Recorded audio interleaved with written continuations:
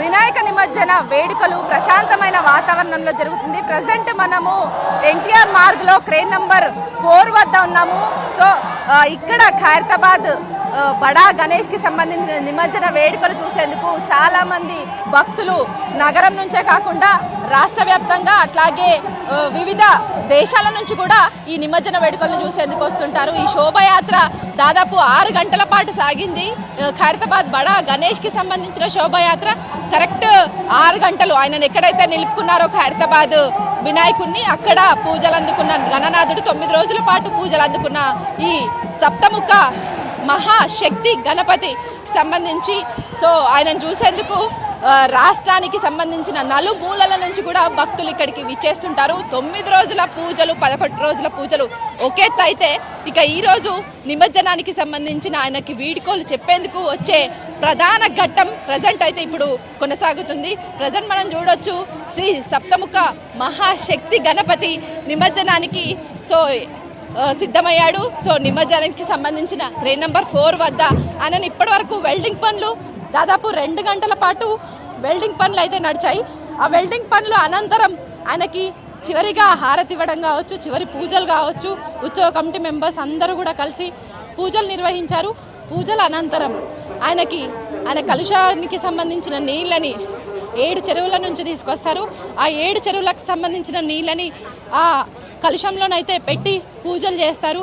ఈ 10 రోజుల పూజలు 11 రోజుల పూజల అనంతరం ఈరోజు 11వ రోజు ఆయన ఉత్సవాలన్నీ కూడా చాలా ప్రశాంతంగా జరిగాయి. లక్షలాది మంది భక్తులు కూడా ఈ సప్తముఖ శ్రీ శక్తి మహాగణపతిని దర్శించుకున్న సిచ్యువేషన్స్ మనం చూసాము. ఒక్కో రోజు ఒక్కో రకమైన పూజలు కూడా ఆయనను కూర్చున్న ప్లేస్లో ఆయనను ఎక్కడైతే నిలిపారో అక్కడ చాలా మంది భక్తులు వేలాదిగా భక్తులు అయితే తరలి వచ్చి ఆయనను దర్శించుకోవడం జరిగింది. సో ప్రజెంట్ ఇప్పుడైతే ఈ 10 రోజులు ఒక ఎత్తు అయితే ఈ 11వ రోజు ఆయన నిమజ్జన వేడుకలు చూసేందుకు సో ఇదొక ప్రధాన ఘట్టం అని చెప్పొచ్చు. ఈ ప్రధాన ఘట్టాన్ని చూసేందుకు ఇక్కడికైతే ట్యాంక్ బండ్ వద్దకు భారీగా భక్త సందోహం తరలి వచ్చిందనేసి చెప్పొచ్చు. ప్రశాంతమైన వాతావరణంలో నిమజ్జన వేడుకలు అయితే జరుగుతున్నాయి. వివిధ మత పెద్దలతో 2 సార్లు కోఆర్డినేషన్ మీటింగ్ లెవెల్లో కూడా ఇక్కడ మీటింగ్స్ జరిగాయి. సీసీ కెమెరాలు భారీ భద్రత నడుమ ఇక్కడ ఈయన నిమజ్జన వేడుకలు అయితే జరుగుతున్నాయనేసి చెప్పొచ్చు. ఓవరాల్గా క్రేన్ నంబర్ 4 దగ్గర జరుగుతున్నటువంటి సిచ్యువేషన్ని ప్రతి ఏడాది ఇదే క్రేన్ నంబర్ 4 దగ్గర 350 టన్నుల బరువు మోసేటువంటి ఈ క్రేన్ వద్దనే ఆయన నిమజ్జన వేడుకలు అయితే నిర్వహించడం ప్రతి ఏడాది ఆనవాయితీగా వస్తుంది. ఈ ఏడాది కూడా అదే క్రేన్ నంబర్ 4 వద్ద ఆయన నిమజ్జన వేడుకలు చూసేందుకు ఆయన నిమజ్జన వేడుకలు తిలకించేందుకు భక్త జన సందోహం అని చెప్పొచ్చు. సో మీడియా పర్యవేక్షణ అట్లాగే పోలీసుల బందోబస్తు నడుమ ఇక్కడైతే నిమజ్జన వేడుకలు జరుగుతున్నాయి. సో భారీ గణనాథుడు గంగమ్మ వడికి చేరుకునే ఆ ఘట్టాన్ని అయితే ప్రజలందరూ భక్తులందరూ అట్లాగే ఇక్కడ ఉన్నటువంటి అగిలే బరస్తు జల్లియా అంటూ అంటే మళ్ళీ ఏడాది తొందరగా రావయ్యా అంటూ ఆయనకి వీడ్కోలు చెప్పడం జరుగుతుంది. సో మనం ఏ పూజలు చేసినా ఏ పండగలు చేసినా ఏ పబ్బాలు చేసినా కూడా మొదటిగా మనం పూజించేది గణనాథుడిని. అట్లాంటి గణనాథునికి సంబంధించిన నిమజ్జనానికి అంటే ముఖ్యంగా ఈ మొత్తం మన తెలంగాణ రాష్ట్రంలోనే కాదు హైదరాబాద్ మొత్తంలో కూడా 3 లక్షల విగ్రహాలని ప్రతిష్ఠిస్తే ఆ 3 లక్షల విగ్రహాలకు సంబంధించిన 1.5 విగ్రహాలకు సంబంధించిన నిమజ్జనం ఆల్రెడీ అయిపోయింది. మిగతా 1.5కు సంబంధించిన విగ్రహాల కంటే బేసి సంఖ్యలో ఉన్నటువంటి రోజుల్లోనైతే వినాయకునికి సంబంధించిన నిమజ్జన వేడుకలు అయితే జరుగుతుంటాయి. 3, 5, 7, 9, 11వ తేదీల్లో 11వ రోజుల్లోనైతే ఈయన నిమజ్జన వేడుకలు ఉంటాయి. సో 11 రోజులు ఈ రోజు కాబట్టి పండుగ వినాయక చవితిని దగ్గర నుంచి చూసుకుంటే 11 రోజు ఈ రోజు కాబట్టి సో సప్తముఖ మహాగణపతి ఖైరతాబాద్ వినాయకుడిని అప్పట్లో గతంలో చూసుకుంటే ఖైరతాబాద్ గణనాథుడు రాత్రి 2, 3 ఉదయం 4 గంటలకి కొన్ని సందర్భాల్లో ఆయన క్రేన్కి సంబంధించిన కొంత టెక్నికల్ ఇష్యూస్ ఉండడం కారణంగా ఆయన 2-3 రోజుల పాటు కూడా ఇదే ట్యాంక్ బండ్ వద్ద ఆయనని ఇట్లనే నిలుపుకోవడం జరిగింది. చాలా కష్టతరంగా ఆయనని గంగమ్మ జరిగింది. కానీ అంటే గత ఫ్రీక్వెంట్ గా ఒక 3 సంవత్సరాల నుంచి చూసుకుంటే ఖైరతాబాద్ గణనాథుని ప్రభుత్వం కొంత ఇనిషియేటివ్ తీసుకొని, ఎందుకంటే పబ్లిక్ అట్లాగే పోలీసులు అట్లాగే బల్దిగా కావచ్చు అట్లాగే జిహెచ్ఎంసీ కావచ్చు, దాంతోపాటు హెచ్ఎండిఏ కావచ్చు, విద్యుత్ ఎలక్ట్రిసిటీ డిపార్ట్మెంట్ కావచ్చు, ఈ అన్ని శాఖల సమన్వయంతో జరిగే నిమజ్జన వేడుకలకు సంబంధించి ఎలాంటి అవాంఛనీయ సంఘటనలు జరగకుండా ముఖ్యంగా ఖైరతాబాద్ గణనాథుడు కొంత తొందరగా పడితే గనక, తొందరగా నిమజ్జన వేడుకల్ని ముగిస్తే గనక సగం ట్యాంక్ బండ్లో పోలీసులుకి సంబంధించిన పర్యవేక్షణ కావచ్చు, లేదంటే కొంత ఎలాంటి సంఘటనలు చోటు చేసుకోకుండా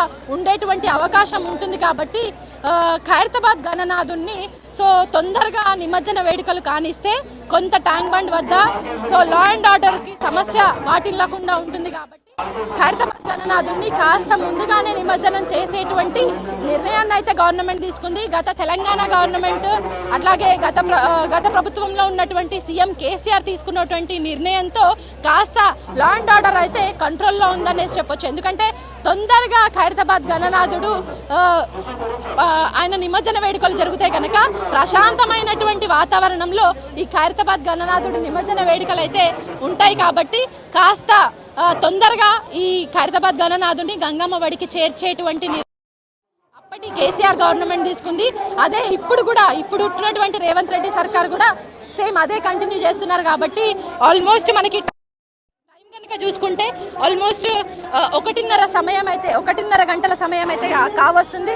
ఖైరతాబాద్ గణనాథుడు ఇప్పటికే 12 గంటల సమయంలోనే ఈ ఎన్టీఆర్ మార్గ్లోకి వచ్చినప్పటికీ కూడా ఈ గంటన్నర పాటు తనకి ఆయనకి సంబంధించిన క్రేన్కి సంబంధించిన కంప్లీట్ స్ట్రక్చర్ అంతా కూడా అబ్జర్వ్ చేయడం కావచ్చు, లేదు అంటే ఆయనను తీసుకొచ్చినటువంటి ర్యాలీకి సంబంధించి వెల్డింగ్ పనులు కావచ్చు, ఆయనకి చివరి పూజ చేసేటువంటి పనులు కావచ్చు, ఇవన్నీ జరగాలంటే ఖచ్చితంగా గంటన్నర సమయం అయితే పట్టింది. ఆ తర్వాతనే ఈ ఖైరతాబాద్ మహా గణపతికి సంబంధించి బడా గణపతి ఈ క్రేన్ కూడా 50 టన్నుల బరువును మోసేటువంటి క్రేన్. అందుకనే ప్రతి ఏడాది ఏ విధంగానైతే క్రేన్ నంబర్ 4 వద్ద నిమజ్జన వేడుకలు నిర్వహిస్తారో ఈ ఏడాది కూడా అదే విధంగా క్రేన్ నంబర్ 4 వద్ద ఆయనకి సపరేట్గా ఈ క్రేన్ని ఫిక్స్ చేస్తారు. ఆ క్రేన్ వద్దనే ఆయనకు సంబంధించిన నిమజ్జన వేడుకలు అయితే జరుగుతాయి. ఆ క్రేన్ వద్ద కూడా భారీ బందోబస్తు ఉంటుంది. పోలీసులు కావచ్చు, ఎలక్ట్రిసిటీ డిపార్ట్మెంట్ కావచ్చు, బల్దియా కావచ్చు, మున్సిపాలిటీ కావచ్చు, దాంతోపాటు హెచ్ఎండిఏ కావచ్చు, ఈ అన్ని శాఖల సమన్వయంతో ఇక్కడ నిమజ్జన వేడుకలు అంగరంగ వైభవంగా జరుగుతున్నాయనే చెప్పొచ్చు. ఆయనను చూడొచ్చు మనము ఎంత చక్కగా గంగమ్మ వడికి చేరుతున్నాడో.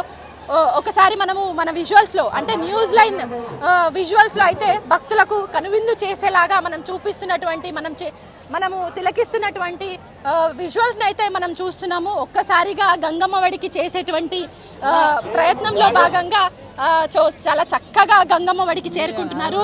ఇక్కడ జిహెచ్ఎంసీకి సంబంధించిన బోట్లలో కూడా అంటే ఈయనని పర్యవేక్షించడం జరుగుతుంది. కంప్లీట్గా గంగమ్మ వడికి చేరేటువంటి దృశ్యాన్ని అయితే మనము ఎంత చక్కగా తిలకిస్తున్నామంటే ఆయనకి ఎంత సంతోషంగా ఈ 11 రోజుల పాటు ఎంత ఘనంగా పూజలు అందుకుంటాడో. సప్తముఖ మహా శక్తి గణపతిగా ఆయన ఈసారి నామకరణం చేసుకున్నారు. ఆ చివరి ఘట్టాన్ని అయితే మనము న్యూస్ లైన్ వేదికగా మన భక్తులకు కావచ్చు, అట్లాగే న్యూస్ లైన్ వ్యూవర్స్కి కావచ్చు చూపించేటువంటి ప్రయత్నంలో భాగంగా ట్యాంక్ బండ్ పరిసర ప్రాంతాలన్నీ కూడా ఎంతో జనసందోహంతో ఉన్నాయి.